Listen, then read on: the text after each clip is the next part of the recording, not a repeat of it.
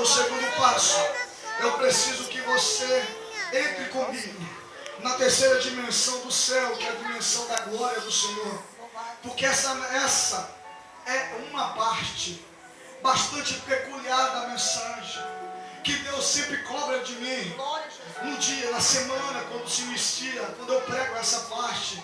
Mas nessa noite nós estamos aqui como verdadeiros missionários da casa do Senhor, e nós não temos medo de falar a verdade.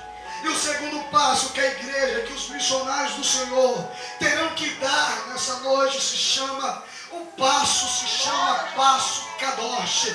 Repita comigo, passo Kadosh.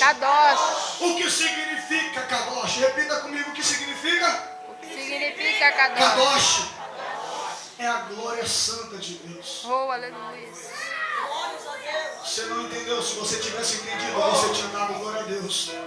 Kadosh significa a glória santa de Deus. Glória a Deus, aleluia.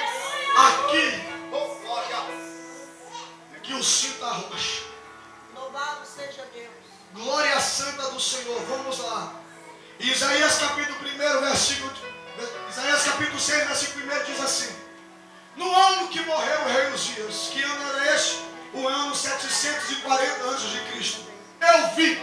A palavra eu vi aparece 2.500 vezes na Bíblia Sagrada. Significa eu Adonai, eu Shaddai, eu o Senhor Todo-Poderoso. Então na Bíblia Sagrada existe 2.500 vezes o verbáculo eu Adonai, eu o Senhor. Então essa palavra significa eu Senhor estou contigo, eu Senhor sou Deus da provisão, eu Senhor que te sustento, eu Senhor que te aprovo, eu Senhor que quebra as cadeias, eu Senhor que estou contigo de manhã, à tarde, à noite, eu Senhor que estou com você na segunda, na terça, na quarta, na quinta, na sexta, no sábado, no domingo, é o Senhor que vela por você quando você está dormindo,